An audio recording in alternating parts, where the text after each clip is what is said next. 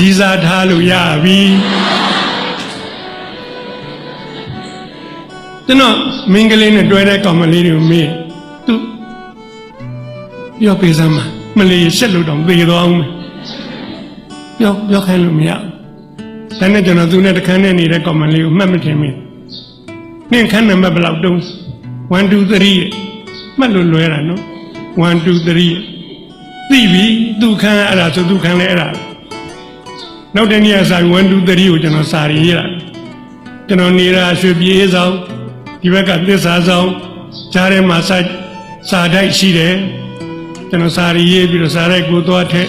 စာတိုက်ကလူတွေကသစ္စာဆောင်ဖို့3ရက်ကြာတယ်စာတိုက်ထုံးစံမယ်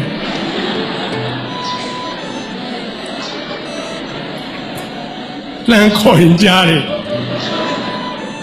ကျွန်တော်စောင့်ရတယ်တပတ်ပြည့်ကျွန်တော်တို့စာဝေပုံကအခန်းတကားကနေအောက်ကိုထိုးပစ်ခဲ့တယ်ကျွန်တော်တို့ကြောင်းဆင်းလို့သွားရင်တကားဖွင့်လိုက်တဲ့နဲ့ဝေထားတဲ့စာတွေတက်နင်းတာပဲကျွန်တော်တကားဖွင့်သေးသေးချာချာကြည့်သူ့စာကလေးများထိုးထည့်ထားမလားလို့မတော်တဆတက်နေပြီတစ်သက်လုံးဝန်းနေရအနုစိတ်တယ်နော်အနုစိတ်မလာပါဘူး6ဆောင်ကြတော့တနည်းအဲ့လိုတကားကိုရိုးသေးဖွင့်တွေးပြီဟာကြည့်လိုက်ဟုတ်လောက်တယ်ဘာလို့လဲတစ်စိတ်တုံးကတက်ကစိုးတူတက်ကစိုးထူထားတယ်သူပဲပျော်လိုက်တာဗျာဝန်တာအာရဖောက်ဖက်တချောင်းနဲ့ပဲအရေးအတွက်ကိစ္စမရှိပါဘူး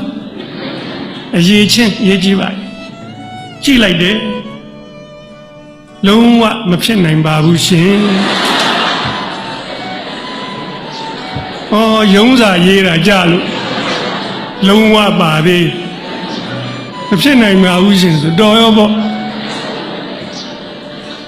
ကျွန်တော်အဲ့ဒါလက်ကလူလူရေးချုံမြဘယ်လျှော့မလဲထက်ရေးနောက်ထပ်6ဆောင်ရေးတော့တကားဖွင့်မှာစာတစ်ဆောင်တွေ့ပြန်ပြီဆွဲဖောက်လိုက်တယ်6ကြောင်းဒါတော့ဟုတ်ပြီတိုးတက်ပြီအဲ့ဒါလေးကိုကျွန်တော်ဖတ်တယ်ရှင်းတဲ့သိဇွဲကောင်းတာပဲရှင်းရဲ့ကြိုးစားမှုကိုကျွန်မလေးလေးစားစားတန်ဖိုးထားပါလေဒါကြောင့်မို့လို့ရှင်းကိုပြန်ချစ်နိုင်ဖို့ကျွန်မကြိုးစားပါလေဒါပေမဲ့ကျွန်မနှလုံးသားကရှင်နဲ့ပတ်သက်လို့လုံးဝမလှုပ်ရှားပါဘူးရှင်ဒီမှာလဲလုံးဝပါသေးပို့ဆိုးတာပေါ့ဗျာနှလုံးသားမလှုပ်ရှားဘူးဆိုတော့သေးပြီသို့တော်ဗျာကျွန်တော်မလျှော့ပါဘူးတင်ရင်ကြိုးစားပါနောက်တော့ကြောင်းတိုက်ဆိုင်မှုလေးတစ်ခုလည်းရှိပါတယ်သူမသိတဲ့နှလုံးသားကို